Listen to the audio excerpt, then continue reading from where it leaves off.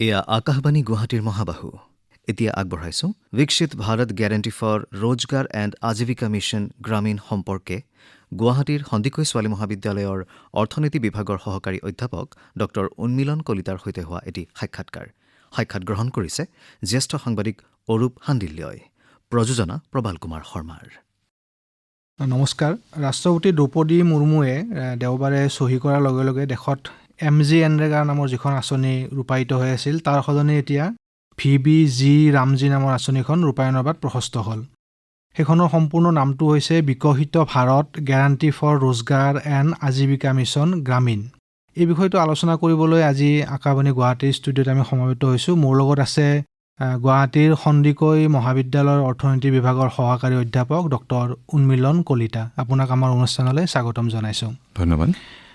এই আঁচনিখনৰ বিষয়ে অকণমান আমাক থোৰতে ক'ব নেকি? ধৰক আগতে আঁচনিখন 100 দিনৰ কামৰ নিশ্চিতি দিছিল, এতিয়া সেইখন 125 দিনলৈকে বঢ়োৱা হৈছে। গতিকে এই আঁচনিখনে কি ধৰণে উপকৃত কৰিব বুলি ভাবে, বিশেষকৈ গ্ৰাম্য ভাৰতৰ ক্ষেত্ৰত? যিখন আমাৰ এতিয়া সদ্য আলোচিত যিটো বিষয় VBG ৰামজী, যিটো বিষয় Viksit Bharat guarantee for Rozgar and Ajeevika mission Gramin, সেয়া আজি 2005 চনৰ পৰা যি চলি আছিলে MGNREGA যিখন আঁচনি, সেই আঁচনিৰ এটি আধুনিক ৰূপ বা আধুনিকীকৰণ কৰা হৈছে। আৰু সেই আঁচনিখনৰ ওপৰত এটা ডেভেলপমেণ্ট হিচাপে এই যিখন আঁচনি বৰ্তমান আগবঢ়োৱা হৈছে, সেই আঁচনিখনে বিশেষকৈ যিসকল শ্ৰমিক আৰু যিসকল দৰিদ্ৰ লোক ভাৰতবৰ্ষত আমি তেওঁলোক আছে গ্ৰাম্য ভাৰতৰ কাৰণে, তেওঁলোকৰ যি কৰ্মৰ আগৰ যি 100 দিন কৰ্মৰ কাৰণে তেওঁলোকক নিয়োগ কৰা হৈছিলে MGNREGAৰ অধীনত, এতিয়া সেই সময়ছোৱা 125 দিনলৈ বঢ়োৱা হৈছে। আৰু সেই য'ত তেওঁলোকক এটি মজুৰি দিয়া হ'ব নিয়োগৰ কাৰণে। কিন্তু তাৰ উপৰিও এই আঁচনিখনে বিশেষকৈ কি কৰিছে যে ভাৰতবৰ্ষত আমাৰ যিটো ডিজিটেলাইজেশ্যনৰ যিটো কথা আহিছে এতিয়া, বা বিকশিত ভাৰতৰ ক্ষেত্ৰত ডিজিটেলাইজেশ্যন বা আধুনিকীকৰণ, সেয়া লাগিলে ক্লাইমেট ৰিলেটেডে হওক বা কৃষি ৰিলেটেডে হওক বা পানীৰ লগত জড়িত হওক, ৱাটাৰ ৰিচোৰ্চ মেনেজমেণ্ট, সকলোৰে লগতে সকলোকে এটা সাঙুৰি পেলাই এই আঁচনিখনে এটি বাস্তৱ সময়ৰ যি গ্ৰাম্য ভাৰতৰ সবলীকৰণৰ ক্ষেত্ৰত এটি পদক্ষেপ বুলি মই ভাবোঁ। তাৰোপৰিও এই যিখন আঁচনি, ইয়াত বহু সৰু সৰু কিছুমান এডভান্সড পলিচি আগবঢ়াইছে, যিসকল আৰু আলোচনাৰ বিষয় হৈ পৰিব আগন্তুক দিনত। আৰু MGNREGAত নথকা কিছুমান বিষয় ইয়াত অন্তৰ্ভুক্ত কৰা হৈছে। হয় MGNREGA কেনেকুৱা ধৰণৰ? বিশেষকৈ ইয়াতে আমি যদি চাওঁ, তেতিয়া MGNREGAৰ সময়ত ডিজিটেলাইজেশ্যনৰ যিটো পৰিৱেশ সেইটো ইমান আগবঢ়া নাছিলে। আৰু এতিয়া যেতিয়া AI আৰ্টিফিচিয়েল ইণ্টেলিজেন্সৰ সময় আহিছে, তেতিয়া কি কৰিছে, বিশেষকৈ এই যিখন আঁচনি, ইয়াতে GPS বা মোবাইল ভিত্তিক তেওঁলোকে এপৰ জৰিয়তে কাম বা যি নিয়োগ সৃষ্টি হ'ব তাৰ নিৰীক্ষণ কৰিব।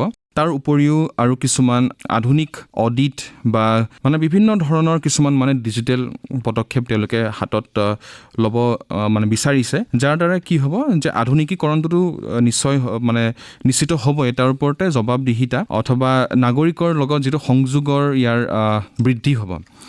আৰু বিশেষকৈ আৰু এটা মই কথা ইয়াতে আলোচনা কৰিব বিচাৰিছোঁ, সেইটো হ'ল যে ইয়াতে এতিয়া ভাৰতবৰ্ষত কি হয় যে কৃষকৰ ক্ষেত্ৰত যেতিয়া আমাৰ বৰ্ষাৰ অলপমান অসুবিধা হয়, বৰষুণ নিদিয়ে, তেতিয়াহ'লে কৃষকসকলে তেওঁলোকৰ নিজৰ যি উৎপাদনশীলতা তাৰ ক্ষেত্ৰত ভালেখিনি তেওঁলোকে এটা কঠিন পৰিস্থিতিৰ সন্মুখীন হয়। কিন্তু এতিয়া তেওঁলোকে বিশেষকৈ এই আঁচনিখনত জল সুৰক্ষা আৰু পানী সংৰক্ষণৰ ক্ষেত্ৰত ভালেখিনি গুৰুত্ব দিয়া হৈছে, যাৰ দ্বাৰা কি হ'ব যে উৎপাদনশীলতা বৃদ্ধি হ'ব। অৰ্থাৎ গ্ৰামীণ ভাৰতবৰ্ষত হয়তো কৃষিৰ উপৰিও আৰু বিভিন্ন ক্ষেত্ৰত উৎপাদনশীলতা বৃদ্ধি হ'ব। তাৰ লগতে যিটো ভাৰতবৰ্ষত এতিয়া PM গতি শক্তি বুলি যিটো এখন আঁচনি চলি আছে, য'ত কি হৈছে এটা মাল্টি মডেল ট্ৰান্সপৰ্ট ছিষ্টেম কৰা হৈছে, য'ত ৰাস্তা হওক, ৰোডৱে হওক, ৱাটাৰৱে হওক বা এয়াৰৱে হওক, সকলোখিনিকে তেওঁলোকে এটা লিংক লগাই পেলাই কি কৰিছে, যাতে ভাৰতবৰ্ষত মেনুফেকচাৰিঙৰ সৃষ্টি হয়, অৰ্থাৎ আৰু অধিক মেনুফেকচাৰিং হওক বা প্ৰডাক্টিভিটি বৃদ্ধি হ'ব। তাৰ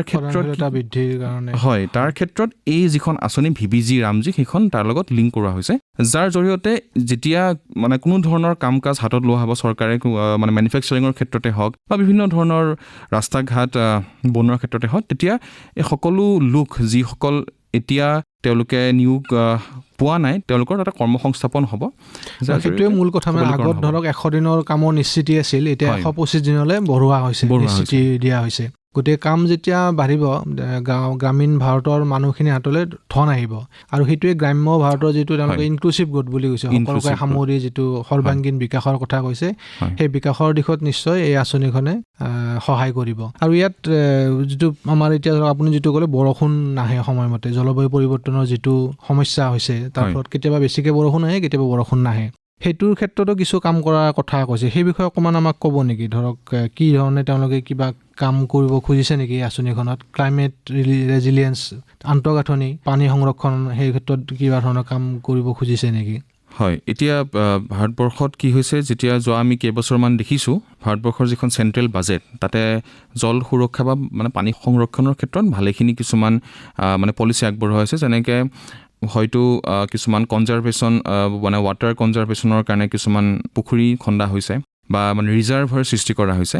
সেইবোৰৰ জৰিয়তে কি হৈছে, যদি এতিয়া আমি বস্তুটো এটা সম্পূৰ্ণ মানে এটা আমি মানে ওপৰৰ পৰা চাওঁ, তেতিয়াহ'লে আমি কি দেখিবলৈ পাওঁ যে যদি মানে বৰষুণৰ ক্ষেত্ৰত অসুবিধা হৈছে, যে মানে বৰষুণ দিয়া নাই বা দিবলগীয়া সময়ত হোৱা নাই, বা খেতি হৈছে কিন্তু মানে পানীৰ অভাৱ হৈছে, তেতিয়াহ'লে সেই যিখিনি ৱাটাৰ ৰিজাৰ্ভাৰ হ'ব, সেই ৰিজাৰ্ভাৰৰ পৰা বিভিন্ন ধৰণে মানে পানী আমি মানে খেতিত ব্যৱহাৰ মানে কৰিব পাৰোঁ, যোগান ধৰিব পাৰোঁ। আৰু তাৰোপৰি কি হৈছে, এই যিখন আঁচনি VBG ৰামজীত, ইয়াতে কেৱল মানে পানী নহয়, তাৰ উপৰিও সাৰ বা শস্যৰ ক্ষেত্ৰতো কিছুমান আধুনিক পদক্ষেপ লোৱাৰ কথা ভবা হৈছে। যেনেকৈ হয়তো ইয়াতে বীজৰ আমি তাতে কথা দেখিবলৈ পাওঁ, আধুনিক বীজ বা আমি আধুনিক এগ্ৰিকালচাৰ টেকনিক বা ইৰিগেশ্যন টেকনিক আমি ইয়াতে দেখিবলৈ পাওঁ। সেয়ে এতিয়া আগন্তুক সময়ত আমি গম পাম যে তেওঁলোকে এতিয়া চৰকাৰে কেনেকুৱা ধৰণৰ আৰু পদক্ষেপ ল'ব। হয়, আৰু আপুনি নিজে চাইছে নেকি আঁচনিখন, আৰু কি ধৰণে উপকৃত হ'ব বুলি ভাবে মানে ভাৰতবৰ্ষৰ গ্ৰাম্যাঞ্চলৰ কৃষকসকল? হয়, এতিয়া এইটো বিষয়ে আপুনি আৰু কিবা অধ্যয়ন কৰিছে নেকি আঁচনিখনক লৈ? হয়, আঁচনিখনত এতিয়া এটা বস্তু আমি দেখিবলৈ পাইছোঁ যে ইয়াতে ডিমাণ্ড বেছড এটি মানে বাজেটৰ বিষয়ে কোৱা হৈছে। ডিমাণ্ড বেছড বাজেট মানে কি হ'ব, মই যিমানখিনি ইয়াতে দেখিছোঁ বা মই নিজে অনুভৱ কৰিছোঁ, যেতিয়া কোনো ধৰণৰ এখন ৰাজ্যত যদি কৰ্মসংস্থাপনৰ অভাৱ হৈ আছে, তেতিয়া সেই যিসকলে কৰ্মহীনতাত তেওঁলোকে ভুগি আছে, তেতিয়া তেনে ক্ষেত্ৰত কি হ'ব, এতিয়া কৰ্মসংস্থাপনৰ যদি অভাৱ আছে, তেতিয়াহ'লে সেই হিচাপে ডিমাণ্ড বেছড এখন বাজেট চৰকাৰে তৈয়াৰ কৰিব মানে পাৰিব, ৰাজ্য চৰকাৰে, আৰু সেই হিচাপে চেণ্ট্ৰেল গভৰ্ণমেণ্টৰ পৰা তেওঁলোকে অকণমান সঁহাৰি পাব বা তেওঁলোকে ধনৰ ক্ষেত্ৰতে সঁহাৰি পাব। কিন্তু যদিও ইয়াতে এতিয়া কোৱা হৈছে যে প্ৰায় সকলো ৰাজ্যতেই এটা 60-40 ৰেচিঅ'ত এটা ফাণ্ড শ্বেয়াৰ কৰা হ'ব, আৰু হিমালয় ৰাজ্যসমূহত প্ৰায় 90-10% দিয়া হ'ব।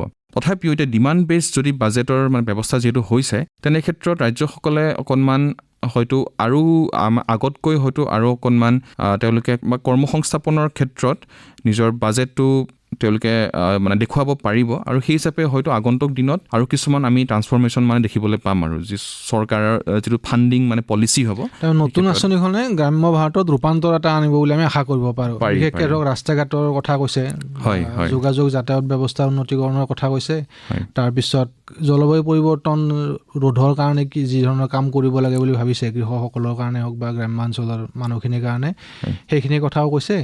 আৰু মূল কথাটোৱে হ'ল কামৰ যিটো নিশ্চিতি, আগৰ যিটো 100 দিন আছিল, সেইটো 125 দিনলৈ বৃদ্ধি কৰিছে। যদিহে সঁচাকৈ 125 দিনৰ কামৰ নিশ্চিতিটো পায়, তেতিয়াহ'লে নিশ্চয় এইখন আঁচনিয়ে আমাৰ গ্ৰাম্যাঞ্চলৰ কৃষকসকলক বা গ্ৰাম্যাঞ্চলৰ লোকসকলক উপকৃত কৰিব, আৰু আমি এটা সৰ্বাংগীন বিকাশ যিটো লক্ষ্যৰে আঁচনিখন ৰূপায়ণ কৰা হৈছে, সেই সৰ্বাংগীন বিকাশৰ দিশেৰে চাগে নিশ্চয় আমি যাব পাৰিম। MGNREGA যিখন আঁচনি দীৰ্ঘ বছৰ ধৰি ভাৰতত ৰূপায়িত হৈ আছিল, তাৰ সলনি এতিয়া Viksit Bharat guarantee for Rozgar and Ajeevika mission Gramin সেইখন আঁচনি আৰম্ভ কৰা হৈছে। এতিয়া এই আঁচনিখন, নতুন যিখন আঁচনি মানে ৰূপায়ণ কৰা হ'ল, কাইলৈ এইখন আইনত পৰিণত হ'ল, সেইখন আৰু আগৰ যিখন MGNREGA আঁচনি, তাৰ বিষয়ে পাৰ্থক্য কিছু আপুনি ক'ব পাৰিব নেকি? কি ধৰণৰ পাৰ্থক্য আপুনি দেখা পাইছে নতুনখন আৰু আগৰখনৰ? হয়, বিশেষকৈ যেতিয়া এতিয়া MGNৰেগাৰ সলনি যিহেতু এইখন অনা হৈছে, তো নিশ্চয় আৰু কিছুমান তাত আধুনিকীকৰণ কৰা হৈছে বা কিছুমান ইম্প্ৰুভমেণ্ট কৰা হৈছে সেই যিখন MNৰেগা আৰু হেৰিখনৰ ওপৰত, আঁচনিৰ ওপৰত। এতিয়া বিশেষকৈ মন কৰা গৈছে যে বা দেখা গৈছে যে আমি এতিয়া মানে পশ্চিমবংগত প্ৰায় 19খন ডিষ্ট্ৰিক্টত তাত মানে অনুসন্ধান কৰি পোৱা গৈছে যে MGNৰেগাৰ যিখিনি ফাণ্ড মানে এলট কৰা হৈছিল চেণ্ট্ৰেল গভৰ্ণমেণ্টৰ পৰা, তাত কেন্দ্ৰ চৰকাৰে যিখন পশ্চিমবংগলৈ যিখিনি ধন দিছিল, আবণ্টন দিছিল, তাত ভালেখিনি খেলি মেলি কিছুমান দেখিবলৈ পোৱা গৈছে। এইবোৰৰ কাৰণেই এতিয়া এই নতুন আঁচনিখন অনা হৈছে। আৰু ইয়াতে আমি কেইটামান মানে বিশেষকৈ পইণ্ট কিছুমান আমি দেখিবলৈ পাওঁ, যেনেকৈ এই যিখন আঁচনি হ'ব তাতে মানে মহিলাৰ অংশগ্ৰহণৰ হাৰ প্ৰায় আগতকৈ প্ৰায় 56%, মানে আগতে 48% মানে 2013-14 যিটো ফিস্কেল ইয়াৰ আছিলে, তাৰপিছত এতিয়া এইটো মানে আনুমানিক ধৰা হৈছে যে প্ৰায় 56.7% তাতে আমি মানে বৃদ্ধি হ'ব। আৰু তাৰ উপৰি কি হ'ব, এতিয়া যিহেতু জনধন আধাৰ মোবাইল, যিটো আমি জানো যে জনধন আঁচনি বা জেম ট্ৰিনিটি বুলি কয় যাক, সেই জেম ট্ৰিনিটি যেতিয়া 2014-15 তাৰ আৰম্ভণি হৈছিল, সেই তেতিয়াৰ পৰা ভাৰতবৰ্ষত ডিজিটেলাইজেশ্যনৰ এটা যুগ আৰম্ভ হৈছে। আৰু এতিয়া যি নতুন যিখন আঁচনি আহিব, ইয়াতে সকলো যিসকলে ইয়াতে মানে কৰ্মসংস্থাপন পাব, তেওঁলোক সকলোৰে যিহেতু আধাৰ তেওঁলোকৰ থাকেই, তো এতিয়া কি হ'ব যে আমি এটা আধাৰৰ সৈতে লিংক থকা এটা ডেটাবেছ পোৱা যাব। আৰু বৰ্তমানে কি দেখা গৈছে যে প্ৰায় এতিয়া 12 কোটি লোক ইয়াৰ লগত মানে এক্টিভ ৱৰ্কাৰ্ছ ইয়াতে জড়িত হৈছে। MGNৰেগাৰ লেটেষ্ট যিখিনি ডেটা সেই হিচাপে আমি সেইটো বস্তু পাওঁ।